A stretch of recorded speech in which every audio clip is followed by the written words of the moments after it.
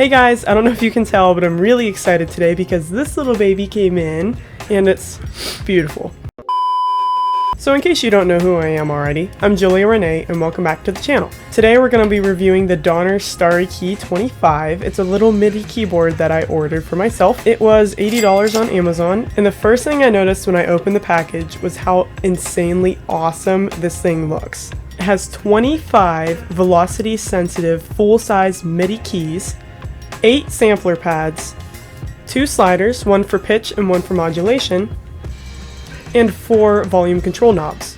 The keys themselves are coated with a smooth wooden-like texture. The knobs and sliders are insanely satisfying to use for no reason at all. And besides, the whole thing lights up with little LED lights, which is kind of a nice touch. The whole thing is pretty light and actually not that long. And the main reason why I actually got it is because it's not that tall, so I can put it on my little wooden slider that comes out that's usually used for like little keyboards and stuff for computers instead of actual MIDI keyboards. But anyways, it's not that tall, so you can fit it underneath one of your little wooden sliders on desks like these, so you can easily slide it out and get vibing.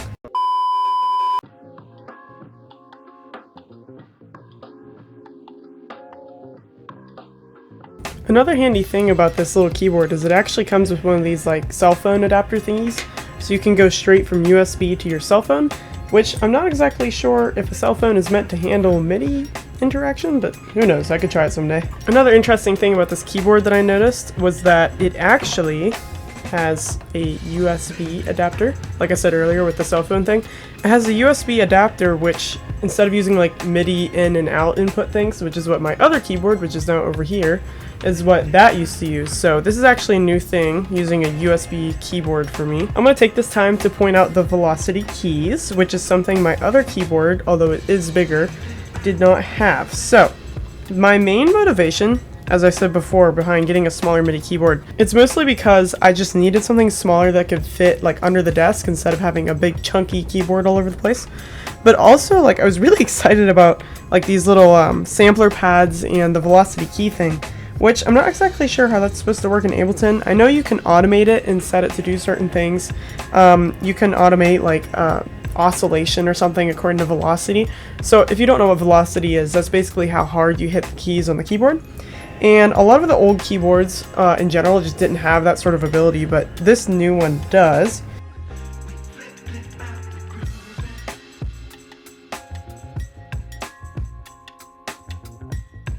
So, as you can see, it works perfectly well with Ableton. That is the digital audio workstation, or DAW, that I use, and I'm assuming it's compatible with other DAWs. That remains to be tested, but since I only use Ableton, I cannot tell you that for sure. Honestly, I'm really impressed. Like, this is a really good investment of $80 for me personally. There are like transposing keys on this so that you can play lower or play higher notes than what are specifically on this keyboard. However, some people find it more convenient to use a big keyboard where you can just automatically reach a lot more range, and transposing on those would probably give you more range as well. But honestly, like, especially if you're using like a full-sized keyboard, it can be a little bit clunky and a little bit too much to have on your workspace when you're just trying to like pull out something to just record some MIDI and just get a vibe down, which is usually what I'm doing.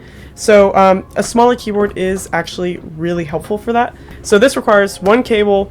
That's it. It's just plug and play, and there's no drivers or anything required to operate it. I would say it's definitely worth the $80 investment. There were definitely other keyboards on the market that were way more expensive than this. Personally, I feel like that is not worth your money.